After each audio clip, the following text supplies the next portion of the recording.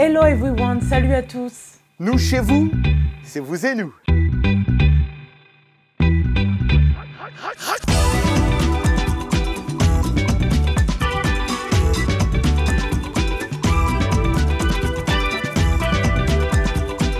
Bienvenue dans ce nouveau numéro de Vous et nous. On est ravis d'être avec vous. Comme vous le constatez, on est encore en dehors des studios de la VOA pour répondre à la distanciation sociale. Mais ne craignez rien, l'émission va bien se passer. Nous irons à la rencontre d'une Togolaise qui va vous donner plein d'astuces pour réussir votre investissement immobilier. Vous avez sûrement célébré la Saint-Valentin dimanche, mais vous n'avez peut-être pas vu le film Namasté Waala sur Netflix. Un très bon film pour les amoureux. On en parle dans cette édition de Vous et nous. À Los Angeles, dans l'État de Californie, nous irons à la rencontre d'un réseau de femmes chefs et restauratrices qui font preuve d'une solidarité hors norme. Au rendez-vous aujourd'hui, notre segment Tendance avec mon amie Anna Touré. La question hashtag Vous et nous de cette semaine et Anglais Express avec Michel Joseph. Oh, moi qui aime les fleurs, hein, je suis prêt. Ouais, je suis vraiment prêt pour voir ce que Ekia nous propose. Ekia. Une Saint-Valentin sans fleurs, à quoi ressemblerait-elle selon vous ? Certains habitants de Californie ont dû faire face à cette situation, comme l'explique Angelina Bagdarassian, récit d'Ili Dico. Mark Chatoff, propriétaire du magasin California Flower Mall à Los Angeles, dit ne pas se souvenir d'un février comme celui-ci. C'est généralement le mois le plus chargé et aussi le plus rentable pour les fleuristes en raison de la Saint-Valentin. Mais en 2021, le mois de février a également eu son lot de peine. Il y a une énorme demande en fleurs, il faut satisfaire les commandes, les personnes qui essayent d'honorer la mémoire d'être chères et également celles qui veulent célébrer la vie. Ce sont des émotions très différentes. Les propriétaires de maisons funéraires en Californie disent que le Covid-19 a fait de l'année dernière la plus chargée de leur carrière. En raison de la demande qui a fortement augmenté, les familles endeuillées attendent des semaines pour organiser une cérémonie funéraire et se faire livrer des fleurs pour les processions funéraires. Cette année, la demande en fleurs pour les funérailles est montée en flèche. Je dirais qu'il y en a entre 10 à 15 par jour. Nous devons nous concentrer sur les différents types d'événements, pas seulement sur les roses ou les commandes pour la Saint-Valentin, il y a aussi les funérailles. Nous sommes sollicités des deux côtés. La fleuriste Abigail Cardenas dit que son magasin doit parfois faire face à quelque chose qu'ils n'ont jamais eu à faire auparavant. Dire aux familles endeuillées qu'ils ne peuvent pas prendre leurs commandes en raison de la pénurie de fleurs. Il y a des familles qui viennent en pleurant et qui repartent en pleurant parce qu'elles ne savent pas comment elles vont obtenir des fleurs pour leurs proches qui les a quittées. Jusqu'à il y a peu de temps, les fleuristes avaient été contraints de fermer en raison des restrictions anti-Covid.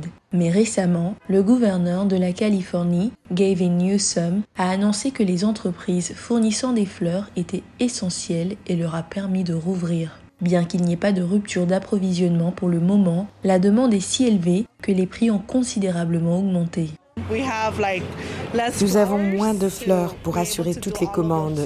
Bien vrai que la Saint-Valentin soit passée, les fleuristes expliquent que la demande ne baissera pas de manière significative, surtout en Californie, l'État avec le plus de cas de Covid-19 aux États-Unis. Ah, les fleurs, les fleurs. Écoutez, Saint-Valentin, c'était dimanche et l'amour était à nouveau dans tous les esprits. Hein. Les gens ont échangé des cartes, des cadeaux ou des fleurs avec leur Valentin ou Valentine. L'amour est également au cœur du nouveau film Netflix Namasté Waala, je le disais d'ailleurs, en titre présenté en première mondiale, hein, le jour même de la Saint-Valentin. Le film dont le titre signifie bonjour pour Namasté et problème pour Waala est un croisement des plus grandes industries cinématographiques du monde, Nollywood et Bollywood. L'amour triomphera-t-il de la pression sociale? C'est l'une des questions qu'Arzuma Compaoré a posées à la réalisatrice indienne du film Amisha Dariani Aoua, qui a vécu la plus grande partie de sa vie au Nigeria. Suivant. If it's meant to be, it's meant to be. I'm going to marry you. Excuse me? People here love Les gens ici aiment Bollywood. Ils connaissent Shami Kapoor, ils connaissent Amitabh Bachchan, Hema Malini. De nombreuses productions de cinémasie en provenance d'Inde arrivent et sont doublées en anglais. Et vous pouvez le voir dans les cafés et les salons de coiffure. Je me suis juste demandé pourquoi ne pas faire quelque chose d'un peu plus ciblé ici. Vous savez, donc un film en anglais, Nollywood, mais avec un peu d'anglais pidgin, quelques acteurs indiens, combiner les deux et voir ce qui se passe. Where's he from? I'm Raj. Je suis une romantique irréductible. Je crois vraiment que l'amour triomphe de tout. Je veux dire, il y a la nationalité, il y a la religion, il y a tellement de choses différentes. Oui, nous nous sommes amusés parce que c'est une comédie. Mais il y a aussi des problèmes profonds, enracinés que nous avons soulignés. Vous savez, il y a beaucoup de similitudes dans la façon dont nos deux cultures gèrent ce genre de situation parce qu'elles sont si profondément enracinées dans la tradition. Le film sera disponible à partir du 14 février sur Netflix. Comment est-ce que vous êtes parvenu à ce deal avec Netflix ? Quand j'ai fini de tourner le film en février, Netflix a atterri au Nigeria littéralement une semaine plus tard en disant qu'ils recherchaient du contenu africain et on a organisé cette grande fête pour marquer leur arrivée. C'était donc un timing divin. C'était parfait pour nous.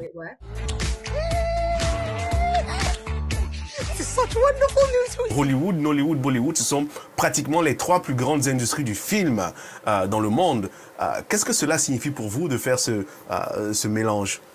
Qu'est-ce que cela signifie pour moi? Beaucoup d'amusement, beaucoup de rire, beaucoup de couleurs, beaucoup de glamour. Vous savez, les deux industries ont leurs propres points forts. Nous adorons les grandes fêtes. Alors peut-être qu'il y a une grande fête dans le film. La mode, la nourriture, les ressemblances et les différences et comment elles s'y accentuent. Je ne veux pas trop dévoiler, mais par exemple, pour Bollywood, nous avons grandi en dansant autour des arbres et nous avons donc cela à coup sûr.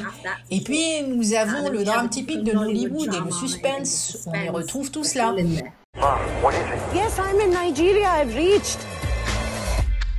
No, this is madness. No, no means no. Est-ce que vous pouvez nous dire une chose qu'il faudra chercher dans le film? En plus de prendre du plaisir à le regarder, je veux que vous fassiez attention à la musique. La musique est fantastique. Nous avons de la musique afrobeat ainsi que de la musique indienne. Il y a beaucoup de messages cachés que j'espère que les gens découvriront, en plus des rires.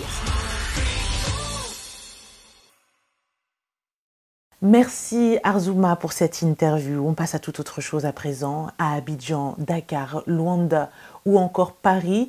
Les grandes villes ne cessent d'augmenter le prix de l'immobilier. Une jeune femme en région parisienne, elle est devenue même une experte, elle a appris tous les rouages du métier de l'immobilier. Elle s'appelle Lady Célia et elle va vous montrer qu'il est important de décrisper et de déconstruire les préjugés car nous avons tous la possibilité d'investir dans les immobiliers. Vous allez voir comment. Pour Célia, tout a commencé en 2015 lorsqu'elle apprend qu'un collègue est propriétaire de plusieurs biens. Elle se dit alors « pourquoi pas moi ?» Aujourd'hui, avec son conjoint, elle possède 21 biens et propose des accompagnements pour aider d'autres afro-descendants à franchir le cap de l'achat pour construire un patrimoine grâce à l'immobilier. Il y a des choses, il y a des astuces à mettre en place pour vraiment scanner une annonce immobilière et te dire si le bien est intéressant ou pas. Bah, tu as bien raison, hein, profites-en, note-les parce que franchement, ça va beaucoup t'aider, quoi. Je fais de l'accompagnement, et d'ailleurs, je propose plusieurs formules, mais pour être très simple, très synthétique sur ce que je fais, quand vous venez à moi, sachez que le financement bancaire n'aura plus de secret pour vous. Célia encourage aussi sa communauté des réseaux sociaux à s'informer pour ne pas se restreindre à cause d'a priori. La trentenaire exhorte également à adopter les bonnes attitudes pour séduire les banques pour obtenir les financements. On ne peut pas aller demander un financement à une banque qui est un gestionnaire de risque, quand même, il faut le dire, en ayant des découvertes, en ayant des gros montants qui transitent sur le compte, on ne sait pas pourquoi. On ne sait pas où ça va. Donc, il faut avoir déjà une bonne gestion de son compte et ne surtout pas se donner de limites à se dire « moi, c'est sûr, c'est mort ». Il faut toujours chercher l'information et passer à l'action. Pour aller de 1 à 21 biens comme j'ai aujourd'hui avec mon mari, eh bien, il faut déjà savoir sélectionner ces investissements. C'est-à-dire, les investissements doivent être rentables. Par exemple, vous avez un loyer de 1 000 €. Il faut que votre emprunt que vous allez rembourser à la banque soit de 700 €. Donc, vous voyez, là, vous respectez les règles des 70%. Ça fait que votre taux d'endettement, eh ben, elle n'augmente pas en flèche. Et donc, vous aurez toujours un peu de marge pour investir dans d'autres biens et multiplier vos opérations. Et ce qui va vous permettre d'arriver, comme moi, à 21 biens et bien plus. Selon Célia, les biens rentables sont souvent ceux avec des travaux ou encore ceux qui sont situés près de zones dynamiques comme les grandes écoles, entreprises ou près des hôpitaux. Ah oui, l'immobilier. On reste toujours dans cette même idée. Rechercher une parcelle, un appartement ou une maison à acheter n'est pas toujours simple. On se retrouve souvent confronté à la réalité du marché par rapport à nos souhaits et projets et par rapport à notre budget, etc. J'en passe. Quelles difficultés rencontrez-vous pour acquérir un bien immobilier dans votre pays et que faites-vous pour les contourner? C'est la question que nous vous avons posée dans hashtag vous et nous de cette semaine. Alphonse Mbouaki, Kinshasa, RDC. Pour les contourner, beaucoup de Congolais se débrouillent à acquérir des parcelles de terrain dans des sites non cadastrés, dans des terrains non urbanisés, des terrains ne convenant pas aux normes urbanistiques, souvent sur des versants ou pentes, sur des terrains marécageux, sur les rives des cours d'eau et sont victimes d'inondations. Noël Munguma, en RDC d'une manière générale, c'est le manque d'argent qui est un obstacle pour acquérir un lopin de terre pour y construire une maison. Beaucoup de gens, surtout les moins nantis, préfèrent les occupations spontanées ou illégales des terres. C'est pourquoi nous avons des constructions anarchiques. Michel Maïndou, André Balak, Lubumbashi, RDC. En RDC, c'est le désordre, le non-respect des citoyens. Nous n'avons pas de crédit immobilier. La politique immobilière en RD Congo n'existe pas. Chacun se débrouille soit pour s'acheter un lopin de terre, pour s'acheter un immeuble. Contourner dans mon pays, c'est très difficile. Enfin, nous avons le commentaire d'Anelka Kachara, Libreville, au Gabon. La difficulté majeure pour mon pays, c'est l'ignorance et je ne vais pas baisser les bras malgré les faiblesses de fond. Et ce dernier commentaire est intéressant car il n'est pas nécessaire de baisser les bras puisqu'il y a des biens qui correspondent à la bourse de tout un chacun, alors ne vous découragez pas. On revient dans quelques instants, juste après une courte page de pub, à tout de suite.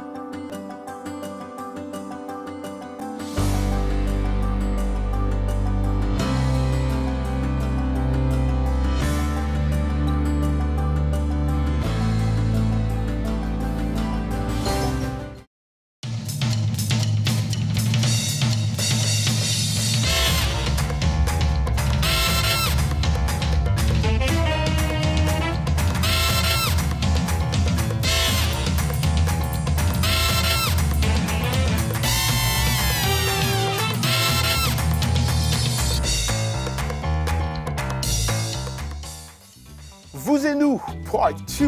Vous avez compris, c'est Anglais Express avec Michel Joseph. Bienvenue à l'Anglais Express. Des expressions que l'on entend souvent dans le milieu du travail. C'est ce qu'on va voir aujourd'hui. I just got a work email. Je viens de recevoir un courriel du travail. A work email, un courriel du travail. My boss has called a meeting. Mon chef, c'est donc my boss ou mon employeur ou bien mon patron ou ma patronne. A meeting, une réunion, une rencontre, un tête-à-tête. Mon patron a convoqué une réunion. Vous avez maintenant le vocabulaire. Ensuite, everyone must come. Tout le monde doit y venir. Réaction possible? Maybe it's about getting raises. Qu'est-ce que c'est que raise? A raise, c'est une augmentation. Il s'agit peut-être d'une augmentation de salaire. Il s'agit peut-être d'une augmentation salariale. Et voilà pour l'Anglais Express. Merci Michel. Vous pouvez retrouver toutes les leçons d'anglais sur notre site www.voaafrique, rubrique Vous et nous. Place à présent notre rubrique Actualité. Le 13 février dernier s'est tenue les 36e victoires de la musique en région parisienne. Alors, c'était une édition pas comme les autres. Déjà, suite au coronavirus, il y avait dans le public 200 figurants en guise de public. Il y avait également une ambiance particulière car nous étions dans un contexte de distanciation sociale, des mois après la mobilisation contre le sexisme systémique et les violences sexuelles dans la musique grâce aux initiatives du collectif Musique Tout et Diva, mais aussi avec une prise de conscience du racisme. À noter, plusieurs artistes d'origine africaine, Gradure d'origine congolaise a remporté le prix de la musique la plus streamée avec le titre Us l'Enfoiré. La malienne Aya Nakamura n'a rien remporté, rien non plus pour le franco-rwandais Gaël Faye. Loose and the Yakuza, la belge d'origine congolaise et rwandaise, a ébloui le plateau de la scène musicale, mais c'est finalement Iseult, originaire du Cameroun, qui a remporté la victoire de la révélation féminine. Toujours dans l'actu, pour la première fois, le vernissage d'une exposition ex-Africa au musée du Quai Branly sur les artistes contemporains et l'Afrique se fera sur Culture Box, chaîne éphémère de France Télévisions dédiée au soutien à la culture en Berne, a annoncé le musée parisien. Alors que tous les musées sont fermés, l'un d'eux viendra le 21 février, donc ce mois, oui, à la rencontre des téléspectateurs pour cette exposition dont l'ouverture n'a pu avoir lieu le 9 février. Ils pourront découvrir, accompagnés du commissaire Philippe Degen et de plusieurs artistes, 150 œuvres de l'américain Jean-Michel Basquiat, ou aussi au congolais Chéri Samba, en passant par la française Annette Messager, conçue par Philippe Degen, critique d'art au monde. Cette exposition explore la présence de l'art ancien africain précolonial dans l'art actuel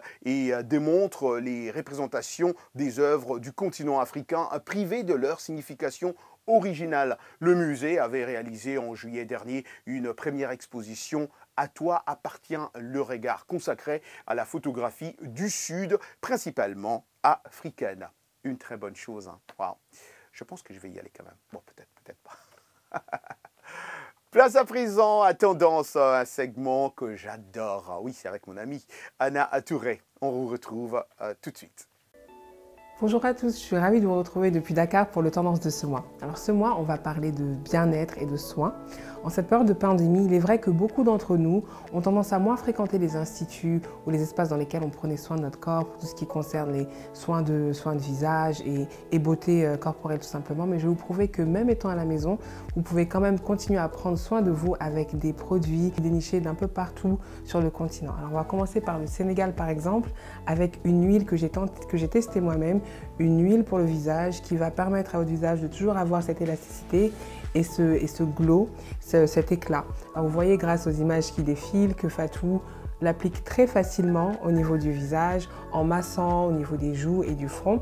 Donc le résultat que vous allez obtenir, c'est d'avoir une peau du visage toujours éclatante, avec une élasticité parfaite, et cette huile est à base de moringa. Donc voilà ce que je vous conseille dans un premier temps pour toujours avoir ce visage rayonnant et plein de santé.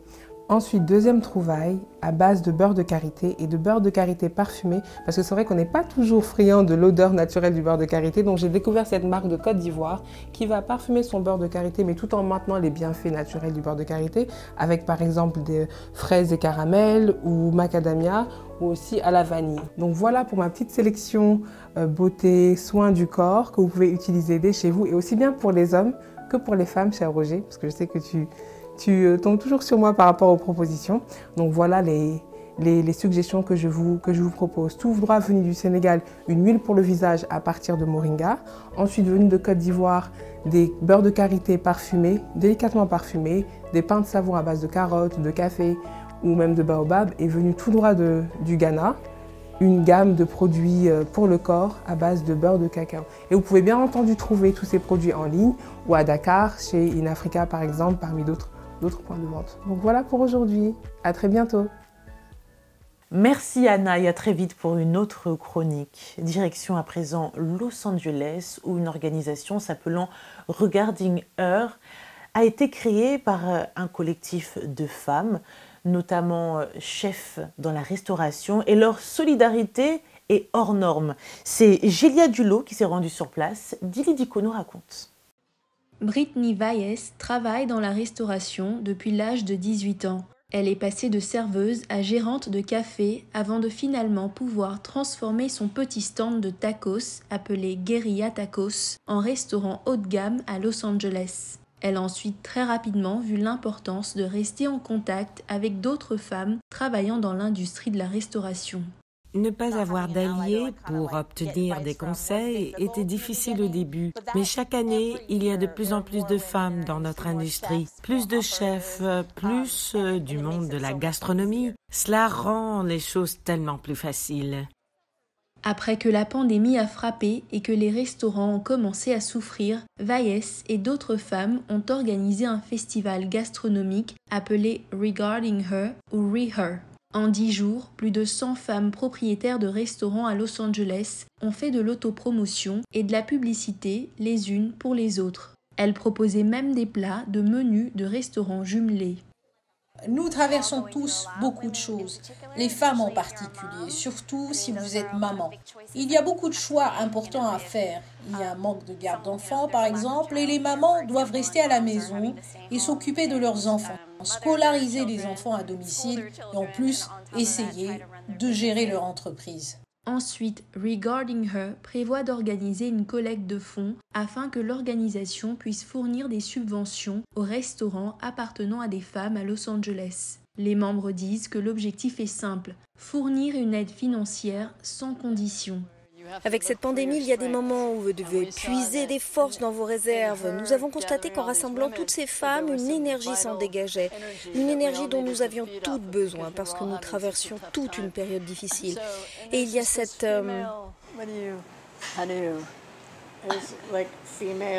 Cette camaraderie entre femmes. Oui, cette camaraderie féminine. Alors vous vous rendez compte que vous êtes toutes dans le même bateau, ensemble. Les membres de Regarding Her s'offrent également du coaching et du mentorat pour se soutenir et faire face à cette période difficile. Très belle initiative, hein. Malgré la nature stressante du travail, c'est possible de créer un environnement humain, sain et familial pour se soutenir. On le voit bien d'ailleurs. Bravo, bravo les dames, bravo. Ah ouais. Voilà, toute autre chose, moi qui adore la photographie. Ah oui, j'espère que vous adorez aussi la photographie comme moi. Finissons en photographie. Oui, je disais tantôt, j'admire beaucoup ceux qui suivent une double formation photographe-journaliste, comme les Ouera, reporters photographes indépendantes en République démocratique du Congo. Suivons ces images signées Betty Ayoub. Je m'appelle Ouera, je suis photojournaliste basée à l'est de la République démocratique du Congo. Je fais de la photographie depuis bientôt, ça va faire 8 ans. Quand je fais la photo, ce qui m'inspire plus, ces gens que je rencontre souvent, ces nouvelles visages. Et donc, cette rencontre avec des nouvelles personnes, et c'est quelque chose qui me fascine beaucoup. Le Covid-19 a beaucoup plus affecté mon travail. Au courant du mois de mai et juin, je travaille par exemple sur une série des photos concernant le Ramadan. Donc, comment les musulmans, par exemple, se sont retrouvés dans cette situation-là, prier à la maison, n'est pas aller plutôt à la mosquée. C'est quelque chose qui les a impactés parce que pour certaines personnes, c'était la première fois d'expérimenter quelque chose de comme ça. Et voilà quoi. c'est une communauté des mamans qui aident souvent les enfants vulnérables. Et donc, elles ont organisé une cérémonie pour ces enfants-là qui n'ont pas assez de moyens, qui n'ont pas de nourriture et tout ça, et qui sont orphelins. Et donc, c'était un moment de partage. La série humanitaire, ce sont des photos que j'ai déjà effectuées à l'est du Congo et avec des organisations humanitaires pour couvrir la crise qui s'y passe. Je les avais pris dans un contexte où il y avait un conflit communautaire entre deux communautés, les Lendu et les Balema. C'est un conflit permanent dans cette région-là. Mais en ces temps-là, c'est un conflit qui avait touché beaucoup de gens. Et beaucoup de gens plusieurs familles ont été obligées de se déplacer, par exemple, en ville. Ils ont quitté leur village, ils ont quitté Djougou, par exemple. Des fois, tu vas dans un endroit, tu vas dans un camp de déplacés, mais tu crois souvent des regards innocents, des enfants innocents qui sont en train de jouer entre eux. Mais ce sont des enfants, genre, inconscients de cette situation horrible qui leur ont été imposée. J'aime bien The Daily Life parce que ça montre un contraste plus ou moins différent de ce qu'on a l'habitude de voir. Par exemple, quand on parlait du Congo ou de l'Est du Congo, ce sont toujours des images de guerre, de pauvreté, de misère. Mais là, ces Daily Life-là, c'est quelque chose qu'on voit régulièrement. On voit une maman, on voit un papa, on voit une scène quotidienne qui n'a absolument rien à voir avec la situation ou l'image que les gens ont, par exemple, du pays ou de cette région-là. Et c'est sur ce beau portrait que l'émission se termine aujourd'hui. Et oui, hélas, c'est déjà la fin. C'est passé très vite pour nous également. On espère vous revoir toujours de plus en plus nombreux au fil des semaines. On vous dit merci infiniment pour votre fidélité. Merci à toute l'équipe qui nous a permis de préparer cette émission. Et comme d'habitude, on s'est dit rendez-vous la semaine prochaine. Bye. Ciao, ciao.